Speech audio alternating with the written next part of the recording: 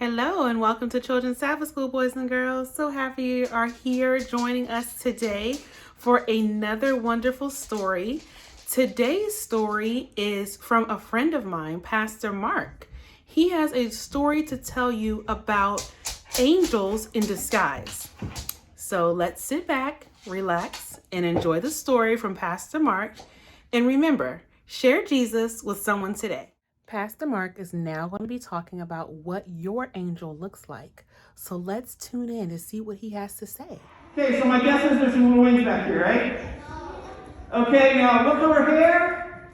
Black, brown, purple, green, yellow. Probably not purple or green. Okay, maybe gold, okay, or brown or black, curly, wavy, long, short. You got the hair on, right? You got this one is what your angel looks like hair-wise. Tall or short? Is your angel taller than you? Yes. Okay, like adult size maybe? Okay. What does your angel? What does he or she wear? Is it like farmer clothes? Now I was surprised when I met my angel, or at least who God was using to do angel things in my life, because he didn't meet any of those images. He was shorter than me, had a big old brownish red beard. Had a pit bull for a doggy. Had a big old gun that he carried in his truck. Now that Pastor Mark has described his angel, let's see what happens when he and his family go on a trip for Christmas vacation to Utah.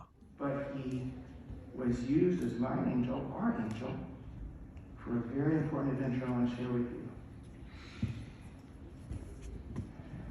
During Christmas vacation, Katie and Alec and I and Katie's mommy, my wife, we went on an adventure to Utah, because Utah's at home. That's a lot of miles. But we're like, hey, we could probably do it in 3 days. It's only 800 miles a day. Okay, 650. So we'll travel on Wednesday, Thursday, Friday, get home super late Friday night, do Sabbath, rest like you're supposed to do on Sabbath. Then on Sunday, get ready for school, start school on Monday. Yes, we've got this. We even have spare Sabbath and Sunday if we really got to use them to get back. Thank you, Jesus, for a great vacation. Let's go. So we started to drive east. And our goal was to be on the eastern side of Wyoming, Cheyenne, Wyoming. But there's a problem. Roads closed ahead, high wind. Okay, we'll go to the hotel early. We'll wake up early tomorrow. No problem. We'd only got like 200 miles. We were supposed to get 650 or 700 miles. But we're a little bit behind schedule. No problem. We got this. Thank you, Jesus. Next morning, high winds, roads still closed. Lady at the desk said, go north to go east. You ever heard that, like Lightning McQueen? Go right to turn left or whatever. Go north to go east. Okay, let's go. South Dakota, here we come. Mount Rushmore, here we come. But it was still windy. She was like, the wind was, and she was, I had to grab on to make sure she didn't go like Piglet. The wind was awfully strong. So that night we were in South Dakota instead of further east. We were supposed to be in Des Moines, Iowa at least, maybe even Kentucky. Weren't there. This is not Friday night. We're very far away. Okay, we get home Sabbath tonight or Sunday morning. Dear Jesus, continue with us. Thank you for safety so far. Let's go to sleep. We went to sleep. Next day, we were having a great day, traveling, no snow. Wind died down. Yeah, this is great. We're going to get there. We can get home by Sabbath night. Not Sabbath night, Sunday night. This is good. Sun started to set in Iowa. Now, if you've ever been to Iowa, you know there's like 2 big towns, and the rest of it is not. Like you get off the exit from the interstate, and there's a dirt road. Town is where 2 stop signs come together, with maybe 1 gas station at the intersection. That's tiny. We're not used to that around here. But we're traveling. It's getting colder. It's been 3 degrees when we were in Wyoming. No problem, now it's cold. 20 degrees. Oh, it's starting to get so warm I can almost take my coat off. Okay, not really. But then the sun started to set, and it started to rain. Is it supposed to rain when it's 20 degrees? Because 32 degrees is freezing, right? So what are you supposed to get at 20 degrees? Or, I heard it, start with an S. Snow. I like snow. Problem, it came down as rain and froze on the interstate. Now, Katie's mommy was driving. Katie's mommy likes to drive fast. So she had been driving fast, 70 or 80 miles per hour. The signs said you could. It was okay. All of a sudden, when there's icy roads, do you go 70 or 80 miles an hour super fast? You go really slow. She's going 10 or 15 miles an hour, just very slow. Because we saw all kinds of people who would go, we were in the ditch there, all over the place. We didn't want to go. We wanted to go. Never. So we drove slow and carefully. It's now dark. I know it started at like 4:30, right? When all of a sudden, it happened. We had the heater on in the truck. Our heater's supposed to be warm or cold? Okay, warm heater. All of a sudden it turned ice cold like an air conditioner. And have you ever seen on your mommy or daddy's dashboard that there's this little temperature gauge that says, that down the bottom it says C for cold, right? At the top it says H for hot and it's not supposed to get up there. And there's like this red area and it's not supposed to get there. The air conditioner went cold and then the needle went and all kinds of warning lights came on. Uh-oh. Not good. My wife pulled over to the edge of the slippery, slidey interstate.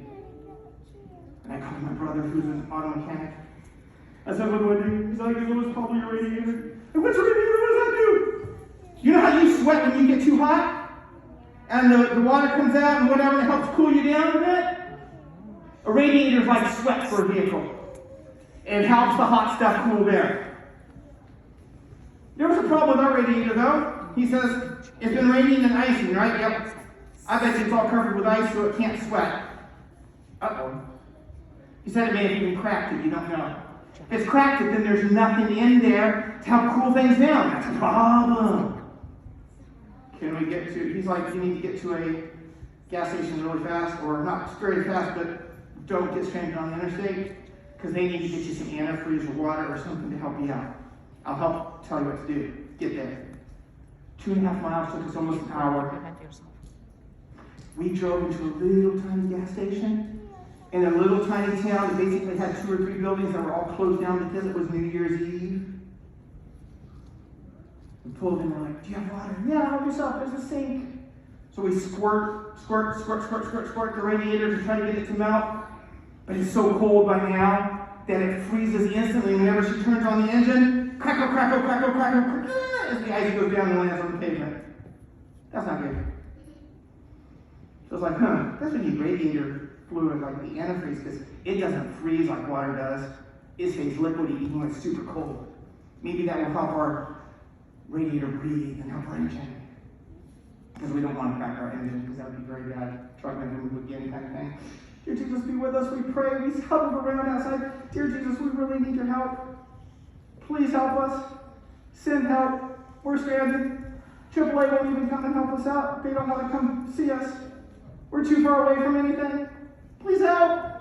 You guys walked into the store. The store was closing now at 6:30. It's now 6:40. They're going to close and go home for New Year's. I was like, guys, could somebody take me to where we can buy antifreeze? Please? And a bearded man with a big pit bull that he brought into the store with him said, I'll take you. Thank you, Jesus. So he put the pit bull in the back seat of this big sumper truck. And then he said, oh, give me a moment. Let me clear your seat. I looked at the seat. You know what it was full of? A big gun. Like a big gun, like a hunting gun. So he did the disassembly of whatever you're supposed to do. It was just kind of crazy. Because, I told you that angels sometimes don't do everything or be everything like you thought. He said, do you mind if I smoke? And I'm thinking to myself, I didn't know angels smoked, so I don't think angels do smoke. I have no clue what's going on here, God, but you're in control of my life and you're helping use this person to help me. I'm okay. So he smoked, I had the window down. And I was being thankful. So we got there, got meat antifreeze, and I was like, how much do I need? He says, oh, you probably need 2. Well, go ahead and get 4. I grabbed 4, $50 is what it's going to cost me. He steps in front of me and says, I'll pay for it for you. Wow, that's a lot of money. Takes it back to our truck, pours it in because he knows how to do all that and I don't. Takes about 1.5 of the jugs. He says, put the other ones in your trunk just in case you need it. He says, I'll tell you what, there's a hotel in the next town, 14 miles away.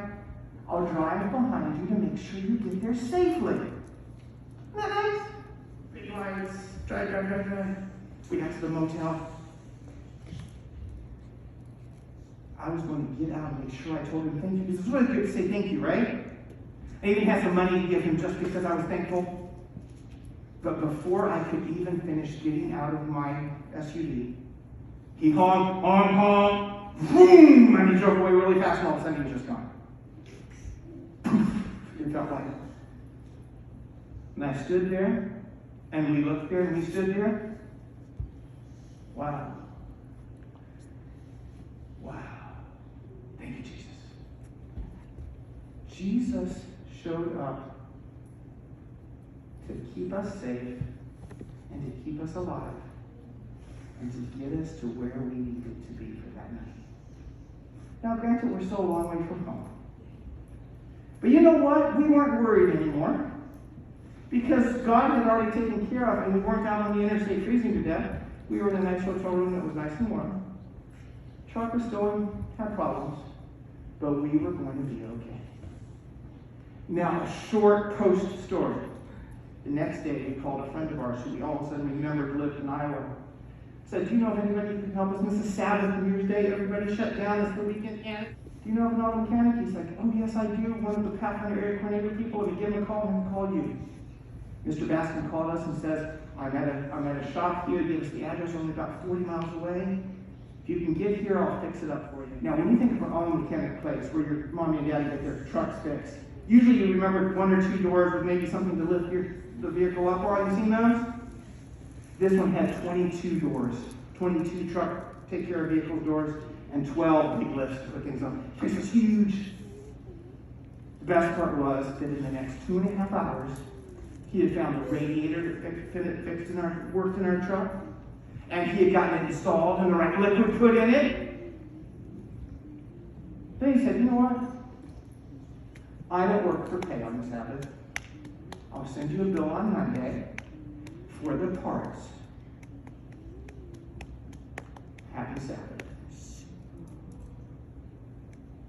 God showed up again. Twice in the same weekend. You know what I learned from that? God's going to take care of us no matter what bad things are happening, and no matter how worried we feel or stressed we feel or not sure of things we might feel. Jesus is going to take care of us. God's got it covered. I want you to think about something. You don't need to say anything. Just be thinking. I'm here. Are there times where I've had Jesus show up and help me when I was in trouble? Maybe some of you have an idea there. Maybe you don't, and you're like, oh, not right now, but, oh, dear God, help me to be asking for and looking for angels when I need help. Because I know you'll always take care of me and help me. Because he will.